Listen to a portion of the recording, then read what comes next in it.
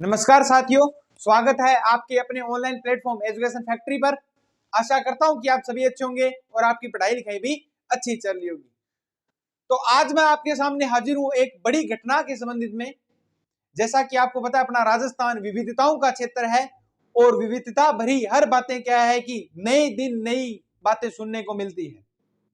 चाहे एग्जाम की बातें करें, चाहे अपने कोई भी कंडीशन की बातें करें। कुछ दिन पहले आपको पता है, बीकानेर का एक गांव था जहां पर एक बड़ा गड्ढा क्या है कि अपने आप बन गया और पूरा लगभग काफी एकड़ में क्या है कि वो समा गया था। पूरा का पूरा वो सड़कें भी क्या है कि उसके अंदर समा गई थी। उसी प्रकार एक घटना अभी सामने आई है, जैसलमेर की घटना। सभी ने सोशल मीडिया के माध्यम से देख लिया होगा कि जैसलमेर में एक घटना घटी है कि अपने आप धरती से जल निकलने लगा है। तो उसकी अपने बात करेंगे अपने ज्योग्राफी की तरफ से। ज्योग्राफी में क्या है कि जो कंडीशन है उसकी बात करेंगे। ज्योग्राफी की तरफ से क्या निकलने लगा है, क्यों निकलने लगा है, उसकी बात करेंगे। क्योंकि काफी अपने गांव वाले भी अनुमान लगाते हैं कि पुराने प्राचीन समय में हो सकता है किसी देवता का प्रकोप हो।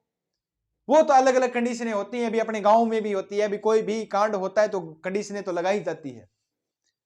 दूसरा, ये भी कहते हैं कि यहां पर कोई प्राचीन नदी बहती थी, इस कारण ये दल धारा बही है। तो उसकी बात अपने करेंगे। तो जो बच्चे पहली बार चैनल पे हैं, पहले चैनल को सब्सक्राइब करना नहीं भूलें, बेल आइकन जरूर दबा दीजिए ताकि आने वाली वीडियो का नोटिफिकेशन आप तक पहुंच सके। अपने बात कर रहे हैं ये घटना कब की है। ये घटना है 28 दिसंबर की। कब की है? 28 दिसंबर 2024। साल के अंतिम दिनों में यह घटना गुजर रही है और पूरे राजस्थान की नजर इस पर है। राजस्थान की न ही बाकी अन्य जो राज्य हैं, पूरे भारत के जो राज्य हैं, उनकी भी नजर इस घटना पर है।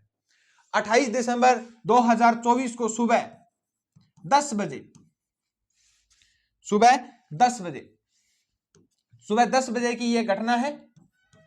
और है कहां की? तो जैसलमेर का एक स्थान है मोहनगढ़। कौन सा स्थान है? मोहनगढ़।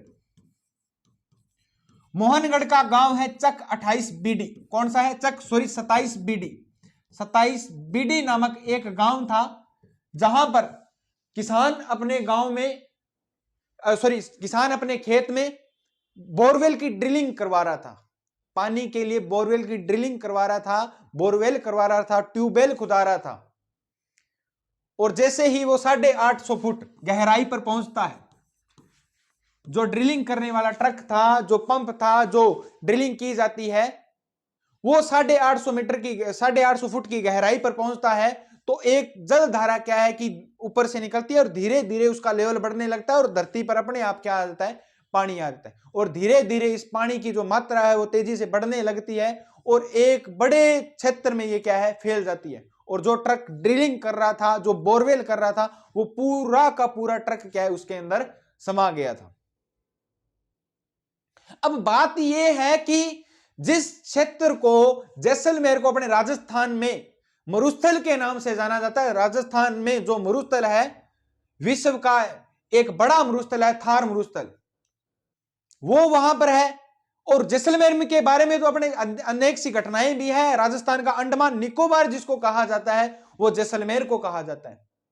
और तो और इतिहासकारों ने यह भी कहा है कि जैसलमेर में पहुंचने के लिए व्यक्तियों के क्या है कि पत्थर की टांगे हो, वो ही पहुंच सकता है। तो ये कंडीशन हुई कैसे? पानी निकला कैसे? जहां पर पानी की एक बूंद नहीं। जैसलमेर का एक गांव भी सुना होगा, सम नाम का गांव है, वहां पर वनस्पति नाम की चीज नहीं। उस क्षेत्र में पानी की धारा निकली तो निकली कैसे? जो अपने कुछ व्यक्ति है वो कह रहे हैं इसकी जो घटना है वो क्या है कि यहां पर प्राचीन काल में क्या है कि एक सरस्वती नदी बहती थी। कौन सी नदी बहती थी? सरस्वती, जिसका जिक्र प्राचीन वेद, जिसमें अपने जानते हैं वैदिक सभ्यता जिसकी जानते हैं, वो वेद, सबसे पुराना वेद कौन सा है? ऋग्वेद।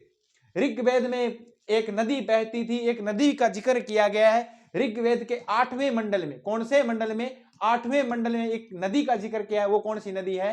सरस्वती नदी। सरस्वती नदी को नदी तमा भी कहा गया है। ऋग्वेद में तो क्या कहा गया? नदी तमा भी कहा गया है।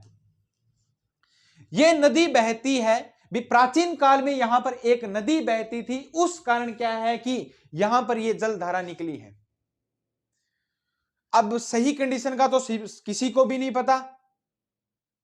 दूसरा आपने बात करें जियोलॉजी की, बात करें भूविज्ञान की तरफ से बात करें, तो भूविज्ञान में एक कंडीशन होती है आर्टिजन कंडीशन। भूविज्ञान में, जियोलॉजी में एक कंडीशन होती है, कौन सी? Artisan condition. कौन सी कंडीशन? Artisan condition. आर्टिजन कंडीशन की अपनी सिंपल भाषा में बात करें, आर्टिजन कंडीशन ये कंडीशन है भी धरती में अलग अलग परतें होती है और उन अलग अलग परतों में नीचे क्या है कि पानी दबा रहता है। इस कारण क्या है कि अपने गांव में भी अगर अपने जैसे बोरवेल नॉर्मली करते हैं तो अपने कहते हैं ना, कोई भी कुआं किया कि पताल तोड़ किया गया। पताल तोड़ मतलब जो कठोर परत है उसको तोड़कर पानी निकाला गया है। उसी प्रकार यहां पर जो परत थी उन परतों के नीचे पानी दबा हुआ था और वो परत टूटने के हिसाब से, उस परत टूटने से वो क्या है कि लेवल बढ़ा और जब तक धरती के लेवल के बराबर वो पानी नहीं आया उसके कारण वो पानी की धारा बहती रही और फाइनली 3 दिन के बाद वो धारा बंद हो चुकी है। तो भूविज्ञान की तरफ से सही कंडीशन है भी आर्टिजन कंडीशन, परतों के बीच में पानी की कुछ कुछ धाराएं बही होती है। आपने घर पे भी देखा होगा, नॉर्मली अपने छोटा सा कुआं खोदते हैं, वहां पर भी क्या है कि थोड़ा थोड़ा पानी निकलता है। और गांव में अगर अपने बोरवेल करते हैं तो ये अपने जो पताल तोड़ कुएं निकाले जाते हैं तो एक बड़ी परत को तोड़ा जाता है फिर पानी निकाला जाता है। वो कंडीशन वहां पर हुई है। दूसरा, वहां पर अपने बात करें तो मोहनगढ़ से पोखरण के मध्य, मोहनगढ़ से पोखरण के मध्य एक जल धारा बहती है। प्राचीन समय में एक जल धारा बहती थी जहां पर अपने बात करें तो सेवण घास भी पाई जाती है। सेवण या धामन करड़गम ये घास भी आज उगती है वहां पर। वो किस कारण? क्योंकि मोहनगढ़ में, मोहनगढ़ से लेकर पोखरण के मध्य 60 मीटर लंबी, कितनी? 60 मीटर चौड़ी, 60 मीटर चौड़ी एक जल धारा बहती है। इस कारण वहां पर एक सेवण घास मिलती है। तो हो सकता है उस जल पट्टी के बीच में वो बोरवेल किया हो। आर्टिजन कंडीशन का सही अपने भूविज्ञान की तरफ से देखें तो आर्टिजन कंडीशन बिल्कुल सही है।